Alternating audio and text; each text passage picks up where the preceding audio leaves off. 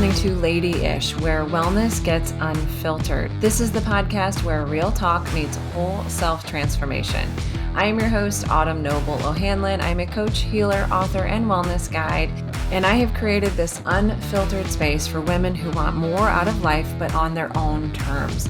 Every week, we will dive into the messy, beautiful, and often contradictory layers of wellness, covering everything from career shifts and body image to energy healing, intuitive living, fitness, burnout recovery, and creating change that actually sticks.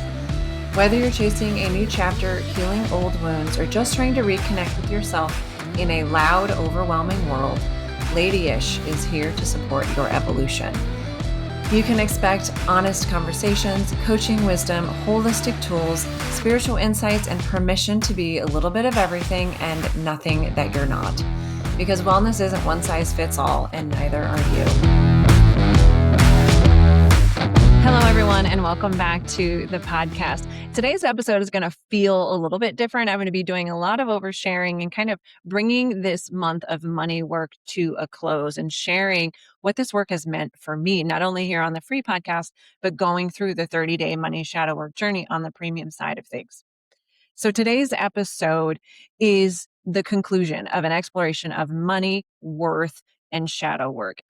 And I really want this to be a space for integration, not just learning, not just awareness, not some interesting trivia about yourself, but to actually start embodying something different in your relationship with your own worthiness and how that drives your relationship with money and wealth.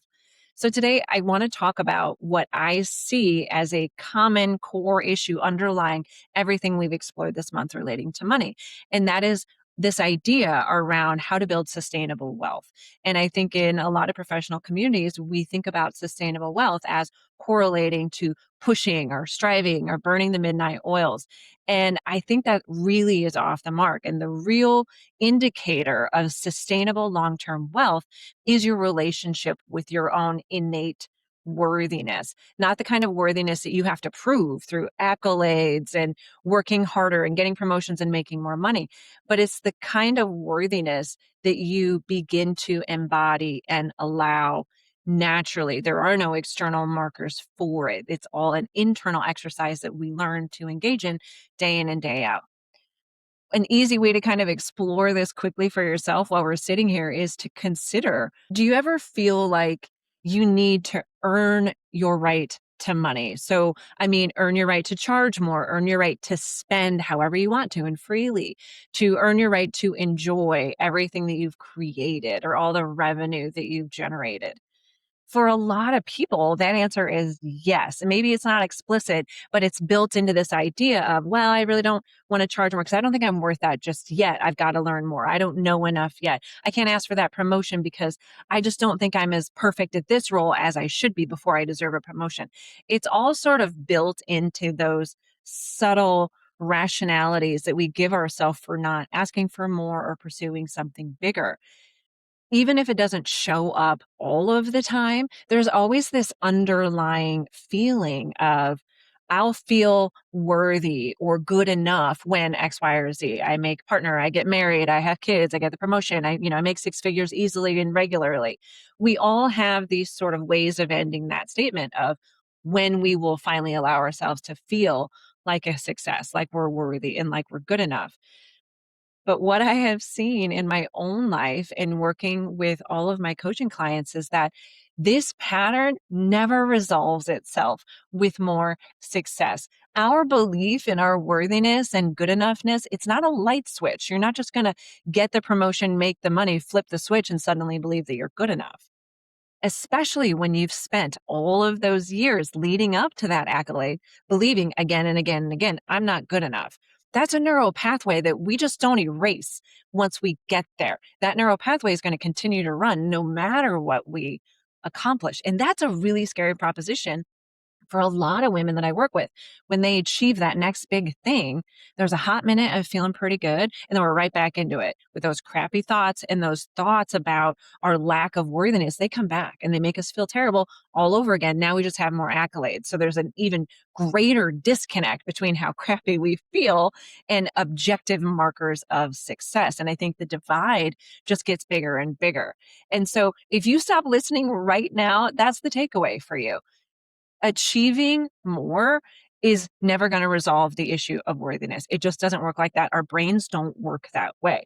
Instead, we have to evolve our brains to believe in our worthiness along the journey so that we can actually feel good about our accomplishments and feel worthier and worthier the more we achieve. But if we don't do that work along the way, we're kind of waiting for our brains to be like a light switch and suddenly believe that we're good enough. And it just never comes. It becomes an endless chase of the next accolade, and hoping that we'll feel different. And we never do because our brains aren't changing.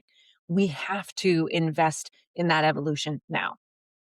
Because here is the truth: your beliefs about your worth, they don't just impact how you earn money, they shape how you spend money, how you receive money, how you hold money, how you receive accomplishments, how you experience accolades, and even how comfortable you are when you do have those accolades or that money. And this is where things start to get really interesting, because sometimes the pattern is not that we're under earning or underachieving, right? We're getting the good money, we're getting the accolades.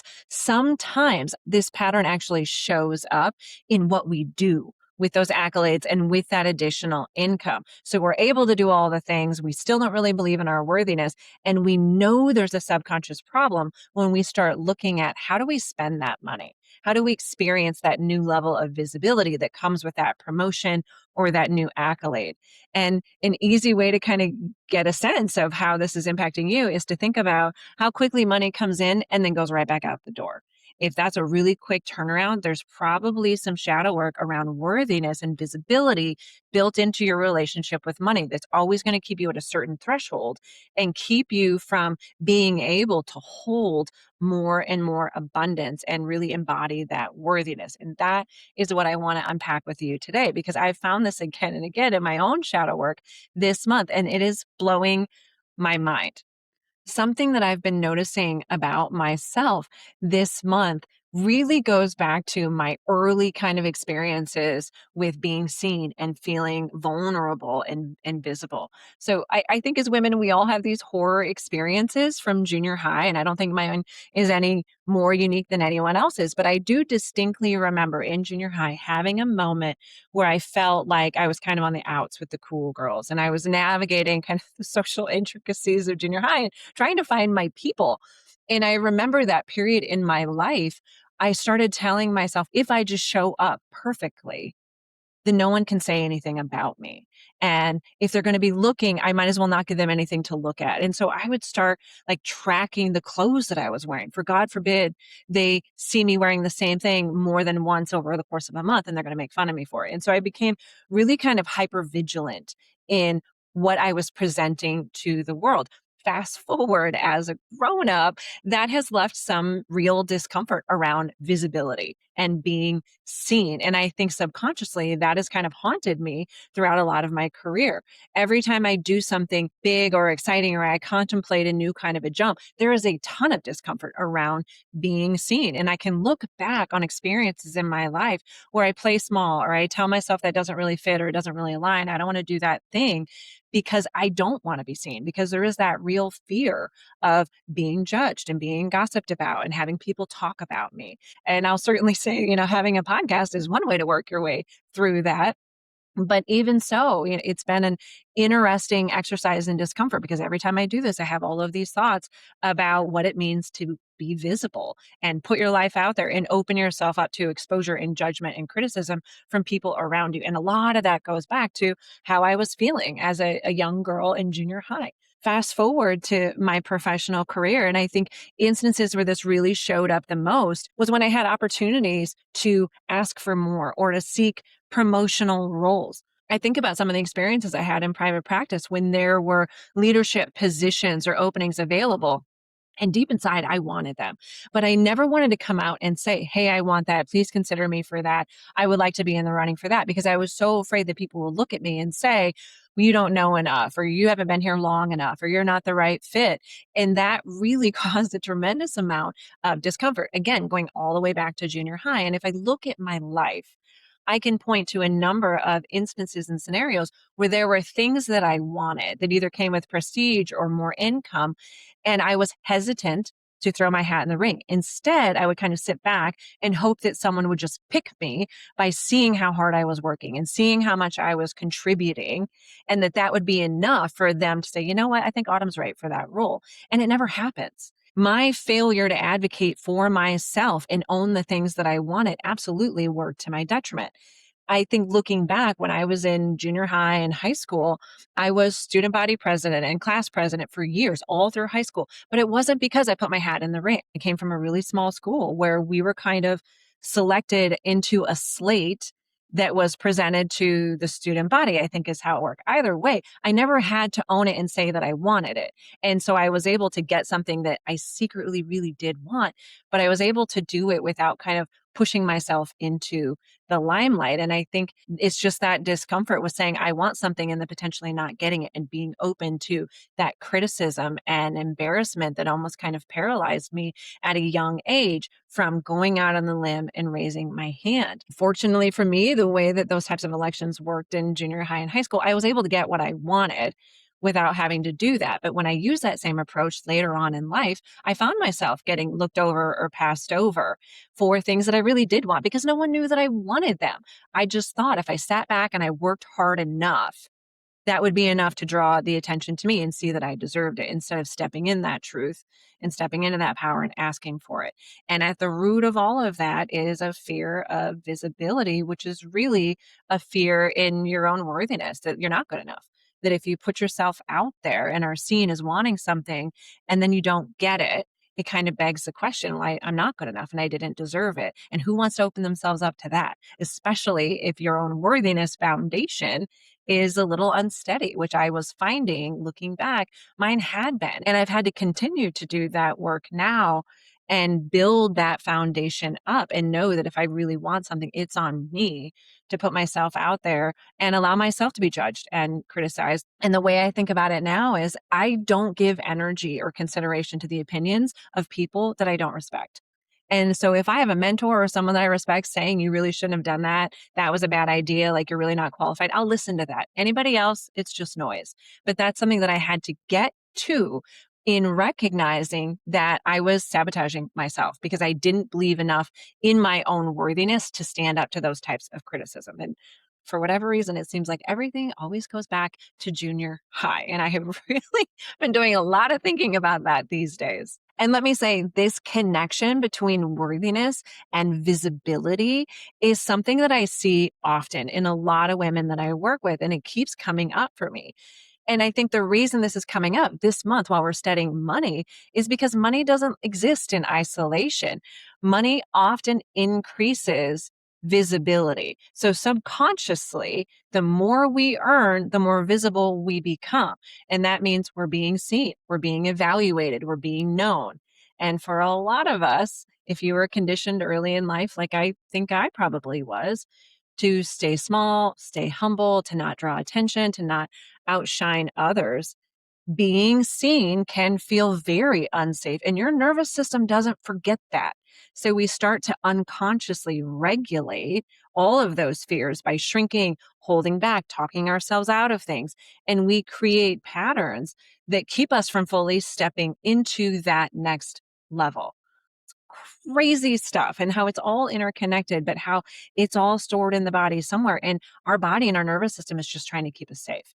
And so when we're reaching for that next thing, our nervous system's like, this is bad. This is danger. I know what this is like. We got to pull back. We got to play small. We got to shrink. The result can be a lot of really subtle patterns that can look like over giving in order to receive, right? We want to raise and we start working our butts off. So we overgive so that we're good enough to receive, or we overwork before allowing ourselves to rest because we don't deserve breaks unless we've worked ourselves to death first. I say it in jest, but that's what we do.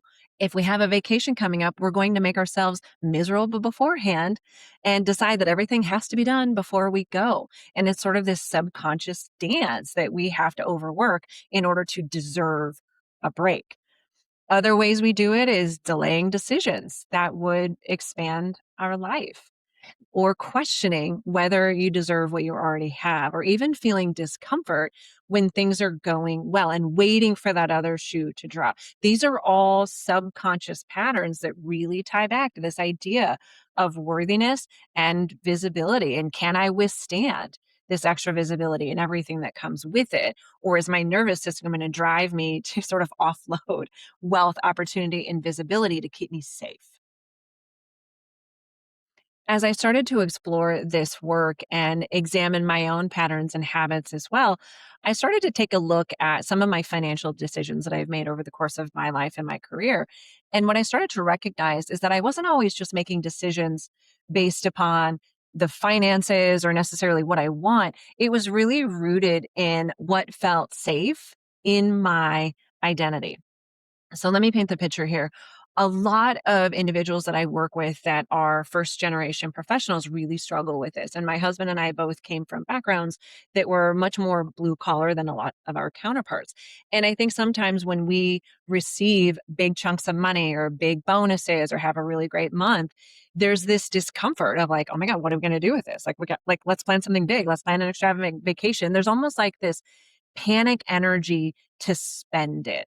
And I think sometimes coming from households that didn't always spend money that kind of a way, being able to do that was such a treat that the idea of holding on to it and not celebrating it's very uncomfortable.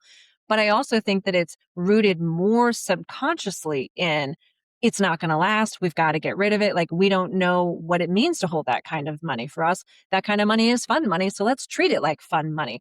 And as you start to kind of notice how quickly you spend excess money, it can be an indication of discomfort holding money and holding abundance and owning wealth and trusting that you not only deserve that, but that you deserve more. This isn't a one off thing. This is your life, and really living in that space.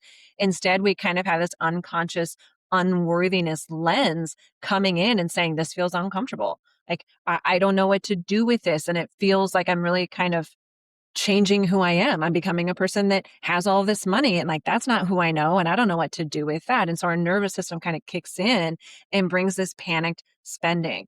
And it's wild to me to have spent so many years working with these wealthy attorneys from all over the world with these incredible annual salaries as well as their bonuses. And so many times they're telling me, well, I can't afford this. I really want to work with you, but I can't afford it. And inside, I'm thinking, you really need this. If that's how you're feeling and thinking, there's so much that we need to unpack. And it almost always comes back to worthiness and visibility and how that impacts how we're spending all of that money that we're bringing in, and our inability or subconscious discomfort in holding down that wealth and embodying your right to that wealth and value. And it's so interesting to watch. And so I invite all of you just to take a little examination of your spending habits. Does money go out really quickly? Why is that? Is there a discomfort just receiving a big bonus and putting in the check and moving on? Business as usual. What is that about? What happens in your brain and your body when you have those big bumps in your income? There's so much there to tell us. Because what I'm really driving at here is that there is a difference, a significant difference between earning worthiness and embodying worthiness. And whichever bucket you're in is dramatically going to affect your ability to accumulate or spend wealth. Earning worthiness says, I'll feel worthy enough when I achieve more and I get more, and they keep climbing. When you're earning worthiness in that kind of a way, money is going to feel conditional, inconsistent, emotionally charged, versus when we embody worthiness innately, money instead becomes neutral, it's stable, it's supportive. Not because everything is perfect, but because your relation to it has changed. It's not this charged thing that kind of freaks us out and is unpredictable. It's just a given because our worthiness is a given, and money doesn't change that meter whatsoever. So I want to invite you into one final reflection here today. Where in your life are you still trying to earn your worth instead of embodying it? Is it in your career? Is it in your income? Is it how you spend? Is it your visibility? And just notice, because that awareness is truly the doorway to that deeper work. Are we doing all of these things to try and create our worthiness? And I want you to hear me when I say it never succeeds. We always feel empty and we just keep getting more things. We have a hard time keeping those things too. So that kind of adds to the spiral versus a life of embodying our worthiness. The things we accumulate, they're kind of the cherry on top of this worthiness that we are. And we can make more intentional and calm choices about what to do with what we accomplish and what we accumulate, and make calmer choices that allow us to retain a lot more of that because it's neutral and our energy is more stable relating to all of those things. Everything that we have explored this month along the lines of money stories, fear, visibility, shrinking, and receiving, ultimately, it all comes back to this idea that awareness of these patterns in our bodies and in our minds, it's real power. But that awareness, it doesn't alone create change. We have to learn how to integrate everything we're finding and discovering in ourselves. And that means getting better at catching ourselves in patterns, pausing and choosing something different, even if it feels unfamiliar, which it will at first, and even if it feels uncomfortable, which it will at first. We have to practice a new pattern instead of, I received a huge bonus, I've got to spend it. What am I going to do with it? It's not going to come again, so I might as well enjoy it while I have it. That kind of panicked energy. Instead of that, we can pause and notice our tendency to want to do that. We can see how our mind kind of lights up and all the things that we can buy, built into this idea that it's fleeting and it's not coming again, so we might as well spend it and have some fun with it. If we can pause in that moment and notice that pattern wanting to run its course, we can instead take a breath and say, well, this is great. This is a beautiful reflection of the value I bring to the table. I don't need to do anything with it necessarily because that doesn't change anything for me. Instead, I can decide intentionally and thoughtfully, do I really want to spend it? And if I do really want to spend it, where does that urge come from? Those types of pauses and questions will allow you to create new patterns that better align with who you want to be and how you want to engage with your own worthiness as well as wealth.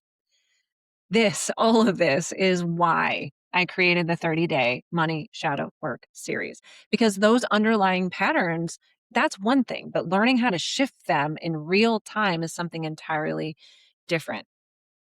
In that premium podcast, this month's 30-day shadow work series, it's designed to help you embody that worthiness and not just understand it.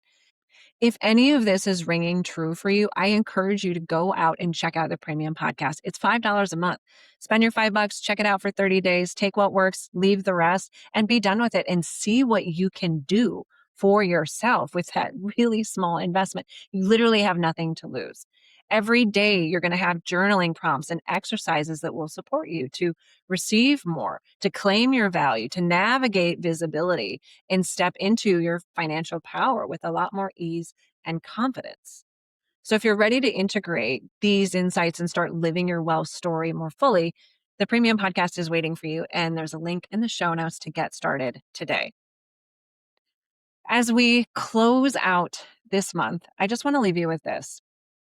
You do not have to prove your worth to build wealth. You don't have to exhaust yourself to deserve more or to deserve ease. You don't have to hide who you are to feel safe having it. This work is about learning to feel safe, being seen, being supported, and having more. And it's a whole process as I'm learning, but it's one that really changes everything because it's never just about the money, it's about everything underneath it. So thank you so much for being part of the journey with me this month. I can't wait to see you in the next episode. Next month, we are pivoting over into a new topic on the premium podcast as well as on here, and it's going to be an emotional one. Just to leave you with a bit of a teaser, I can't wait to see you there in April where we kick off a new topic both on here and in the premium podcast content. And for any of you wanting a little bit more fast track work, I am accepting 2 new clients in my one-on-one coaching program for 3 months or 6 months. So feel free to email me, autumn@theuncomfortabledream.com, if you're ready to take this work deeper and invest in yourself deeply for these next few months. I hope to see some of you soon. We'll catch you all next month.